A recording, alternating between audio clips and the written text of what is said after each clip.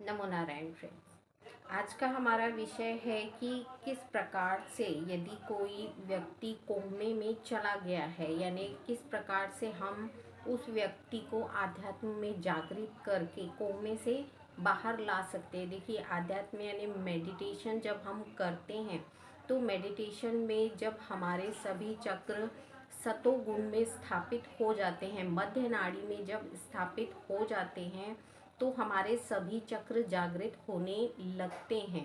जो भी व्यक्ति, यदि कोई मनुष्य कोमे में है या डिप्रेशन में है बहुत लंबे समय से, तो उसको मेडिटेशन के द्वारा कैसे सुधारा जा सकता है। जब भी हम मेडिटेशन में बैठे, आध्यात्म में बैठे, तो हमारा जो ध्यान होता है हमारे सभी चक्रों पे जाना चाहिए, स्टेप बाय स्टेप। जैसे हमारे 7 चक्र जो शरीर के बताए हैं, मैंने आपको पहले भी बताया कि शरीर जो है वो 7 चक्रों से बना हुआ है। 7 चक्र और 3 नाड़ियों के द्वारा ही हमारा शरीर जो है वो गति करता है। यदि बहुत ज़्यादा डिप्रेशन में मनुष्य चला जाता है, कोमे में चला जाता है, शरीर कुछ एक्टिविटीज़ कर नहीं पाता, सोच नहीं पा रहा, समझ नहीं पा रहा, बस गुमसुम बैठा रहता है, तो हमें ये कोशिश करना चाहिए कि किसी प्रकार से उसके आध्यात्म को जागृत हम कर सके। यदि हम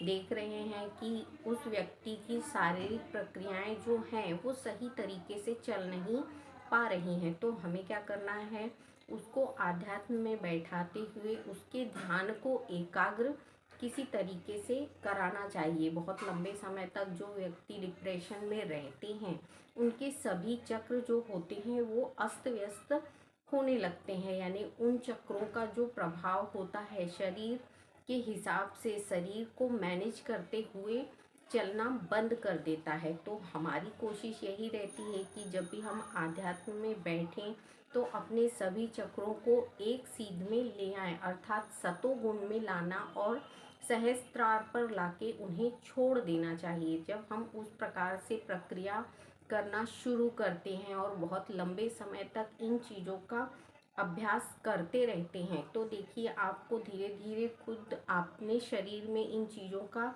नॉलेज आने लगता है कि हमारा शरीर जो है वो अब धीरे धीरे करके ठीक हो रहा है। कुछ लोगों का ध्यान इतना ज़्यादा जागृत होता है कि वो 2 से 3 घंटे, 4 घंटे, कभी कभी तो पूरा दिन वो मेडिटेशन कर लेते हैं, तो उनका ध्यान और पावर जो होता है शरीर का वो बहुत ही ज़्यादा बढ़ जाता है। तो उनके सभी चक्र जो होते हैं वो सतोगुण से स्थापित होते हुए मेंटेन करते हैं बॉडी को। मैंने आपको पहले भी बताया कि हमेशा जितने भी जीवन के फैसले होते हैं वो हमें सतोगुण में उत्पन्न होते हुए ही करना चाहिए। जब भी हम कोई अपनी लाइफ का फैसला ले रहे हैं तो उसके लिए हमारा जो ध्यान है वो एकाग्र होना चाहिए। ध्यान एकाग्र कब होता है, जब हमारे सभी चक्र एक सीध में यानी सतोगुण में स्थापित होते हुए सहस्त्रार को टच करते हैं, तब हमारा जो सतोगुण है वो हमारे मन को एकाग्र करता है और शांत करता है। जब ये शांति आपके शरीर में स्थापित हो जाती है तब क्या होगा, आपके जो फैसले होंगे वो सही दिशा में होने लगेंगे। जब आपकी लाइफ का कोई भी प्रॉब्लम है और उसका सल्यूशन नहीं मिल रहा, तो आप आध्यात्म में बैठते हुए सभी चक्रों को एक सीध में ले आइए। देखिए आपकी जो भी समस्या है उससे रिलेटेड आपको उससे क्या उनके फायदे हैं या उनके नुकसान हैं, उनकी जानकारियाँ आध्यात्म देता है। देखिए इसकी जो जागृति होती है शरीर के सभी चक्रों को सुधारने के लिए होती है, लाइफ को आगे बढ़ाने के लिए होती है। आध्यात्म हम जब भी करते हैं, चाहे हम किसी भी देवी या देवता के सामने बैठ के उनका ध्यान कर रहे हैं, जैसे मेडिटेशन में अधिकतर लोग भगवान शिव की जो ध्यान मुद्रा है उसमें बैठते हुए भगवान शिव को अपना गुरु मानते हुए उनसे आध्यात्म का ज्ञान प्राप्त करते हैं। जब भी हम मेडिटेशन में बैठ रहे हैं तो हम उन जो हमारे इष्ट देव हैं जिन्हें हम रोज पूजते हैं उनका ध्यान करते हुए अपने सभी चक्रों को एक सीध में स्थापित कर लेंगे, तो हमारे जीवन की जितनी भी समस्याएं हैं उनके समाधान हमें अपने आप मिलने लगते हैं। देखिए, बहुत समय तक जब हम इन चीज़ों को करते हैं तभी ये हमारे शरीर को एक्सेप्ट करना शुरू करती हैं। आध्यात्म का जो समय है, ध्यान या मेडिटेशन का जो समय है, वो आपका जैसे सुबह का जो ब्रह्म मुहूर्त होता है, वो बहुत ही अच्छा समय होता है। इस समय में क्या होता है, प्रकृति पूरे तरीके से अपनी शांतता को दर्शाती है, यानी प्रकृति पूरे तरीके से शांत हो जाती है। रात की जितनी भी एक्टिविटीज़ होती हैं धरती पे, वो बहुत समय तक शांत होने के लिए समय लेती हैं। जब 4 बजे से लेके 6 बजे का जो समय होता है, वो ब्रह्म मुहूर्त कहलाता है। इस ब्रह्म मुहूर्त में जो भी ध्यान साधना करते हैं, अपने इष्ट देवों को जागृत करते हुए, उनके शरीर में आध्यात्मिक शक्तियाँ जो हैं वो अपने आप कार्य करना शुरू करती हैं। आपके यदि चक्र कोई प्रभावित हैं, कुछ बीमारियां हैं, उनसे रिलेटेड जो भी समस्याएं आपको उत्पन्न हो रही हैं, तो अब क्या होगा, ध्यान और मेडिटेशन के द्वारा आप अपने उन चक्रों पर ध्यान एकाग्र करते हुए उनकी जितनी भी परेशानियां हैं उनको निकालने के लिए एक साधना करना शुरू करते हैं, प्रेयर करना शुरू करते हैं।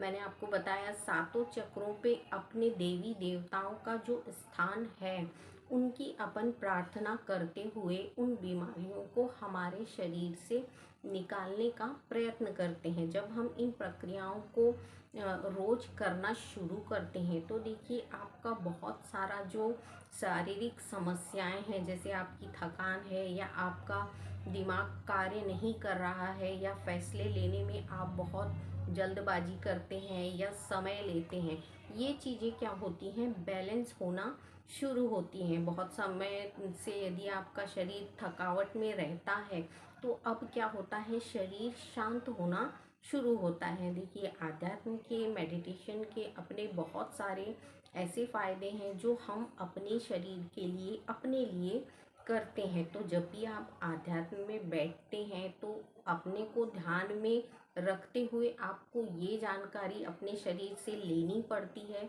कि हमें किस चक्र पे किस प्रकार की प्रॉब्लम है, और जिस प्रकार की प्रॉब्लम होती है हमारे शरीर में, उसी चक्र पे हमें ध्यान करना होता है और प्रेयर के द्वारा उन्हें ठीक करना होता है। तो मैंने आज जो आपको बताया कि यदि बहुत समय से आप डिप्रेशन में चल रहे हैं या आप कोमे में हैं या आपको समझ में नहीं आता कि लाइफ किस तरीके से करना है, कैसे प्रॉब्लम्स को सल्यूशन लाना है, जो भी आपकी समस्याएं हैं उनकी सल्यूशन किस प्रकार से लाना चाहिए, तो आध्यात्म को करिए। मेडिटेशन में जब आप बैठने लगते हैं तो आपके जीवन की बहुत सारी समस्याएं जो हैं उनके हल बहुत जल्दी और बहुत अच्छे मिलना शुरू होते हैं।